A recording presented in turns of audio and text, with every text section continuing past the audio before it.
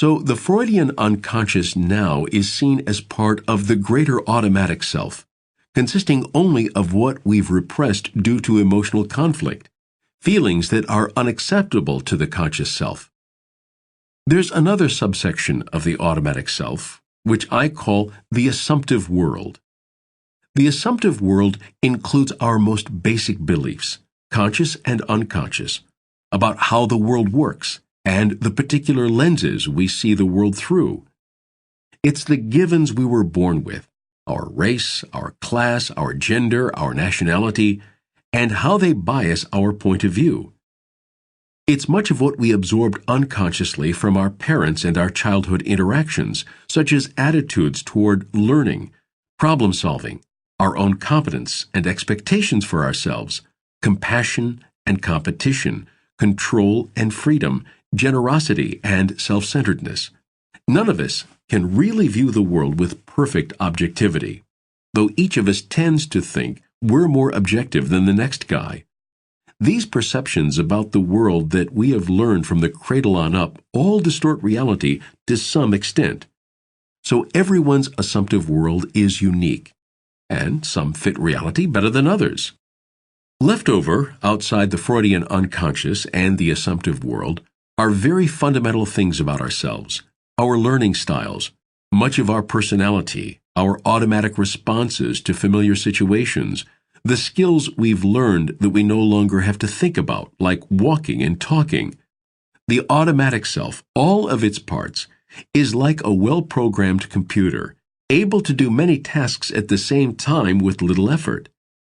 But it doesn't know how to handle anything strange or unfamiliar. To do that requires conscious thought. However, we have a strong tendency to make unfamiliar things fit into our pre-programmed assumptions, System 2 passing the buck to System 1, so we respond to new situations with old habits. The snake in the grass looks like a garden hose until it moves. The automatic self relies on intuition and past experience to address problems. It's the source of the gut feelings we want to believe but can't be sure of. Some go so far as to argue that all our actions are guided by unconscious processes, and that the thinking we do to explain our actions is all after the fact. I don't find any use in that idea, but it is quite true that our choices and actions are much more influenced by unconscious processes than we feel comfortable admitting to ourselves. Scientists are finding new respect for hunches and intuition.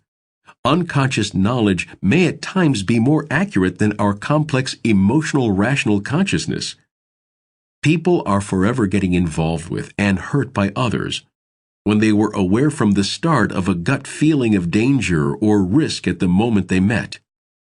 One of the most common methods of self-destructive behavior is outsmarting ourselves in this way. The problem is that gut feelings can also be dead wrong. Gut feelings might tell us to get violent with someone who has offended us, but we rely on the conscious system to override these feelings. The automatic self is, for most of us, more rigid and closed off to new information than is good for us. False assumptions about ourselves, other people, and reality lead us to make choices that have unintentionally self-destructive consequences. A simple example is the common gambler's belief that a certain number, in dice, in lotteries, is due and therefore a good bet, because it hasn't been seen for a while. In reality, of course, each roll of the dice or spin of the lotto wheel is completely independent of what's gone before. More serious false assumptions lead to prejudice, racism, sexism. But at the same time as we are more rigid than is good for us, we are much more easily influenced than we would like to be. Witness the infamous Milgram experiments, in which subjects were willing to give other people painful and perhaps fatal electric shocks just because a man in a white coat told them to.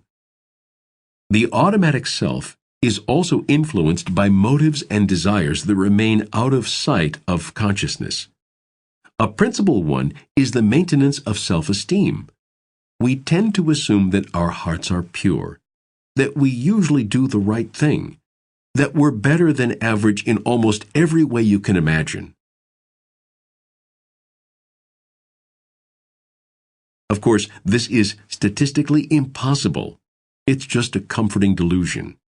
And we have a million other little unconscious habits to keep us in that comfort zone, to justify ourselves to ourselves, which can support self-destructive behavior. One is selective memory.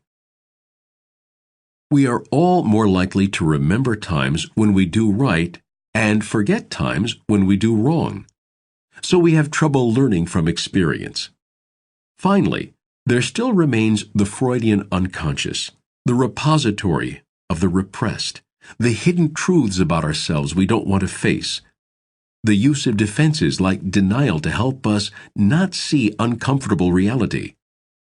This is the part that contains all the feelings and thoughts we don't want to be conscious of. It's the Jungian shadow self.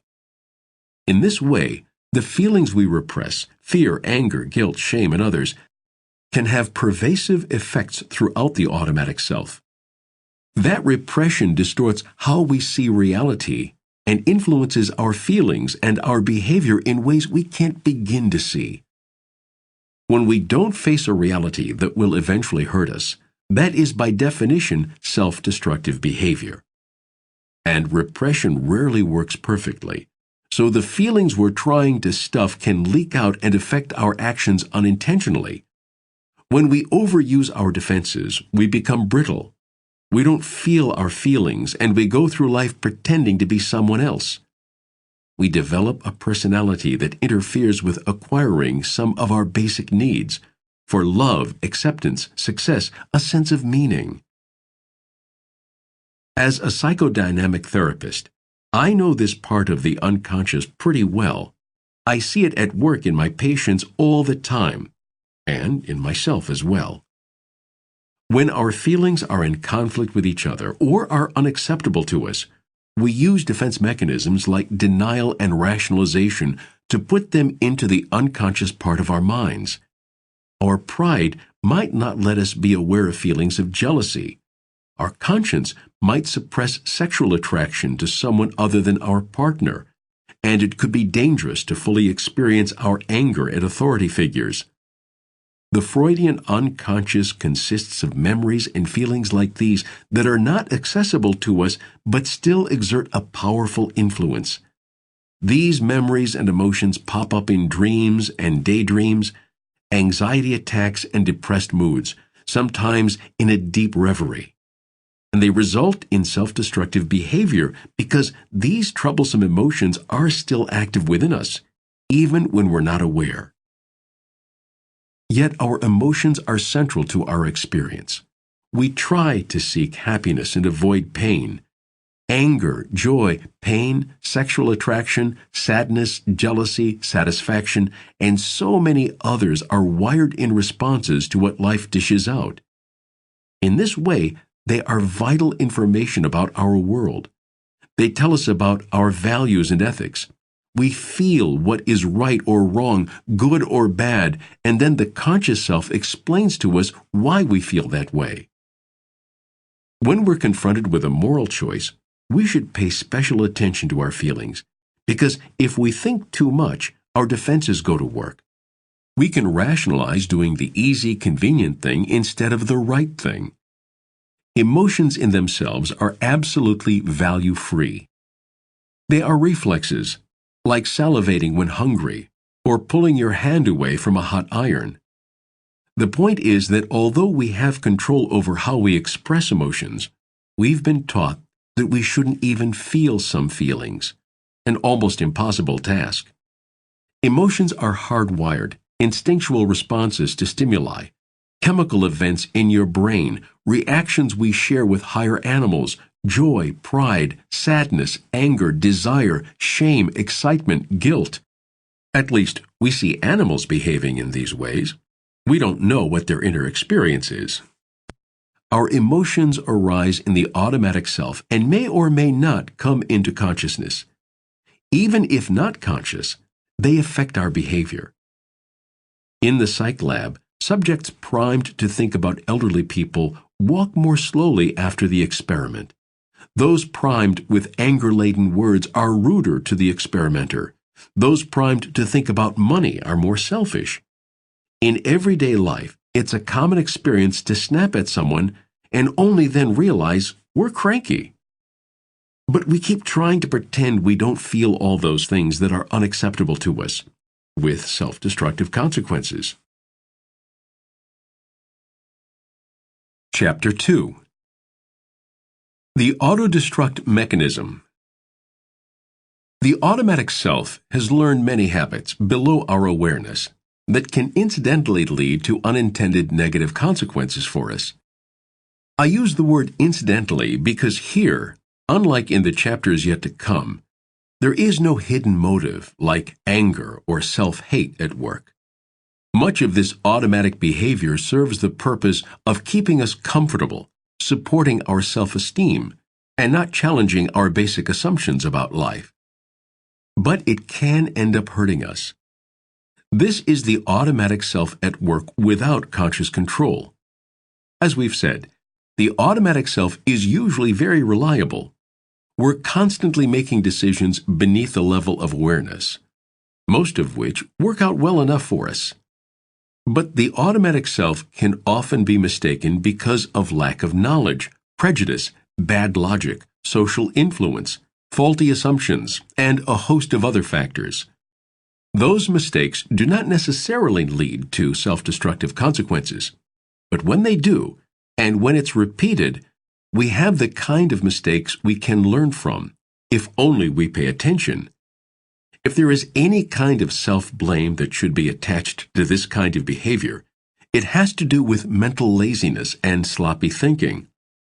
Homer Simpson, perhaps the most unself-reflective character on television, caricatures this kind of life taken to the extreme. But also think of yourself and times when you've unintentionally embarrassed yourself or hurt others by assuming things not in evidence or leaping to unwarranted conclusions, or when you've made bad choices that you regretted that were influenced by hidden motives, like the desire to look good or fit in.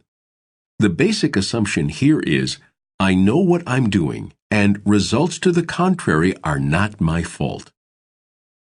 The fact is that most happy, confident people are slightly delusional. Happiness, as we generally define it, depends on certain optimistic or self-serving biases. According to us, we are all better than average.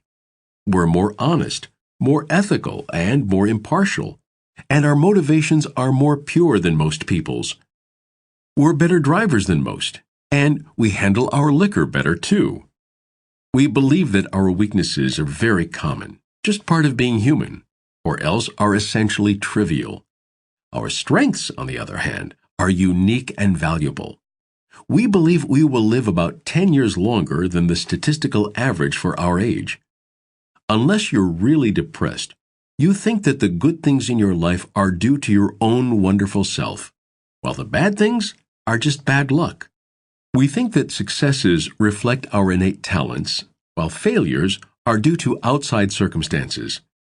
We have faith in positive feedback, but are very skeptical of negative. We remember successes more than failures. We choose carefully whom we compare ourselves to. Happy and confident people generally believe their good traits are rare and highly valued, whereas their bad habits are of the everybody does it variety. And incidentally, we tend to believe we're less influenced by these distorted beliefs than the average person is. Collectively, these beliefs are referred to as the self-serving bias. As long as this bias is not too far off base, it can lead to a happier life. Some of these beliefs become self-fulfilling prophecies that lead to good outcomes. More optimistic people will stay at a task longer than pessimists. More positive people have more friends. Other biases just bolster our self-esteem. The automatic self is what we usually present to the outside world. It's how we behave in unguarded moments. It's our personality. What we consider our personality is only based on the conscious self. We guess at it from our actions, thoughts, and what others tell us. When we ask ourselves questions like, "Am I a good friend, honest, calm, warm?" we have only our beliefs and inferences to base our answers on, some of which come from what we've been told by other people, especially our parents, and some from our self-beliefs. All of this is affected, of course, by the self-serving bias. We weave together a constructed reality, a narrative flow, to help us make sense of ourselves. Unfortunately, this does not tend to correspond well to our real personality. Traits like warmth, extroversion, dominance, obedience to authority, sensitivity, risk-taking, skepticism. You'd think you'd know these things about yourself. But there's a marked difference between our conscious beliefs in the relative strength of these traits in ourselves and how our friends would rate us on these characteristics. That self-serving bias makes us rate ourselves higher on more attractive or acceptable traits and lower on the ugly truths. Our friends' ratings turn out to agree with each other more closely than with our own ratings. Not only that, but they correspond better to our actual behavior than our beliefs about ourselves do. Over the past 30 years or so, social psychologists have been busily compiling a long list of other biases we have that also work to make us more comfortable with ourselves and our lot in life. Wikipedia has a very long list of self-serving biases. List of cognitive biases. Reading this list is an eye-opening experience. You'll be amused by the varieties of human self-deception as you start questioning your own decision-making. Some of these biases are in reality classic defense mechanisms, like denial and rationalization, redefined and scientifically validated. Others are new discoveries. They all serve the same purpose, which is to distort reality for us so that we can be more content. Much of this is harmless and just helps us get through the day. But when we distort reality enough so that we ignore real dangers and justify taking real risks, we get into the territory of self-destructive behavior. When you keep tripping over the same rock every time you go down the path, you ought to do something about it. The world as we see it. In order for us to get by in life, our minds organize our experiences into patterns that make sense and enable us to predict what's going to happen next. We develop a set of implicit assumptions that explain how life works for us, which together form the assumptive world. In this sense of the term, assumptions are not purely thoughts or ideas, but also emotional and behavioral patterns. Each of us develops our own assumptive world out of necessity to make the world predictable. We observe and generalize from our observations. I spilled the milk. Dad's going to yell at me. I got a promotion. My wife will be proud. I misplaced my hearing aid. My daughter will think I'm losing it. When we find exceptions to our generalizations, our assumptions about life should get richer, more complex, capable of making finer distinctions. I spilled the milk, but Dad only gets mad when he's had a bad day at work. I got a promotion, but that will mean longer hours. I wonder how my wife will feel. The assumptive world helps us predict what's going to happen next, but it may be very accurate or very distorted. Often our assumptive world can be very accurate in one area, how the iPhone works, but far off base in another, how relationships work. In the automatic self, it's the default working system, the network of cells and their connections that are the interstate highways of our thinking, feeling, and doing. When we encounter a new experience, we try to fit it into our assumptive world. In the brain, energy flows most easily through these established pathways. Neurons that fire together wire together. If our new experience doesn't fit into our assumptive world, and we work very hard to shoehorn it in, it should come to the attention of the conscious self, and we become aware of a mystery to solve. The assumptive world is thus resistant to change. A, because the automatic self tries to view the world through established patterns, which is why Kahneman refers to it as lazy system 1, and B, because our assumptions themselves limit what we see and experience. There's an old legend that when Cortez sailed up to the Mexican coast, the Native Americans couldn't see his ships because they had never imagined such things. If my assumption about Fred is that he's a numbskull, I'm not likely to hear anything he says as intelligent or perceptive. Another term for the assumptive world is paradigm. The philosopher of science Thomas Kuhn used it to describe the set of basic assumptions or theories that most scientists base their work on. Today, our most fundamental paradigm is the scientific method. But in former days, it was divine revelation or the opinions of the ancients. Kuhn held that scientists depend on common paradigms to organize their communication, but that revolutions in science require a paradigm shift, which upsets everyone and everything. Ancient astronomy, common sense, and the Catholic Church held that the sun revolved around the earth. The old astronomers had to construct some very elaborate explanations, spheres within spheres, for the fact that the planets seen from Earth seemed to stop and go back in their paths. When Galileo proposed that the Earth revolves around the sun, the idea was simple, elegant, and obvious to anyone with an open mind. But it was heresy to the Church and such a paradigm shift that it took science another 100 years to accept his model. A more recent paradigm shift is the abandonment of the planetary model of the atom in favor of the new one that no one but physicists understand.